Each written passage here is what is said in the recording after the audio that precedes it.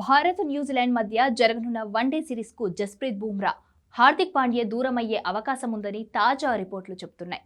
Crick buzz వెల్లడించిన సమాచారం ప్రకారం కీలక ఆటగాళ్లైన ఈ ఇద్దరికి విశ్రాంతి ఇవ్వాలనే ఆలోచనలో టీం మేనేజ్మెంట్ ఉంది. ముఖ్యంగా 2026 టీ20 ప్రపంచ కప్ను దృష్టిలో పెట్టుకుని ఈ నిర్ణయం తీసుకున్నట్లు తెలుస్తోంది. అయితే వన్డే సిరీస్ కు దూరమైన న్యూజిలాండ్తో జరిగే టీ20 సిరీస్లో మాత్రం బుమ్రా, హార్దిక్ ఇద్దరూ ఆడనున్నారు. ఇది భారత్కు వరల్డ్ కప్ కు ముందు చివరి టీ20 సిరీస్ కావడంతో 5 మ్యాచ్ల్లోనూ వీరు బరిలోకి దిగే ఛాన్స్ ఉంది. హార్దిక్ పాండ్యా ఈ ఏడాది మార్చిలో జరిగిన ఛాంపియన్స్ ట్రోఫీ ఫైనల్ తర్వాత ఇప్పటి వరకు ఒక్క వన్డే కూడా ఆడలేదు. అదేవిధంగా Jasprit Bumrah 2023 one day world cup final తర్వాత వన్డే ఫార్మాట్కు దూరంగా ఉన్నాడు. బుమ్రా టెస్టుల్లో దుమ్ము లేపుతుంటే పాండ్యా టీ20లో అదరగొడుతున్నాడు.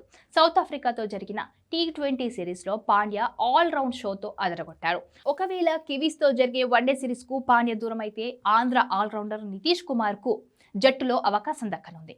ఇదిలా ఉంటే captain Shubman Gill, vice captain Shreyas Iyer సైతం తిరిగి జట్టులోకి రానున్నట్లు తెలుస్తోంది.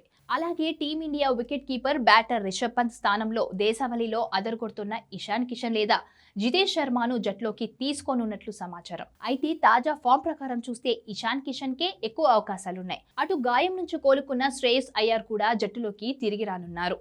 ఆస్ట్రేలియాతో జరిగిన 3వ వన్డేలో స్ప్లిన్ కు గాయమైన అయ్యర్ ఇటీవల బ్యాటింగ్ ప్రారంభించారు. ముంబైలోని నెస్ట్లో సుమారు అరగంట పాటు బ్యాటింగ్ చేసినట్టు సమాచారం. కాగా అజిత్ అగర్కర్ నేతృత్వంలోని సెలక్షన్ కమిటీ జనవరి తొలివారం సమావేశమై న్యూజిలాండ్ వన్డే సిరీస్ జట్టును ప్రకటించనుంది. జనవరి 11న వడోదరాలో తొలి వన్డే, ఆ తర్వాత జనవరి 14న రాజ్కోట్ ఇండోర్లో, జనవరి 18న 3వ వన్డే జరగనుంది.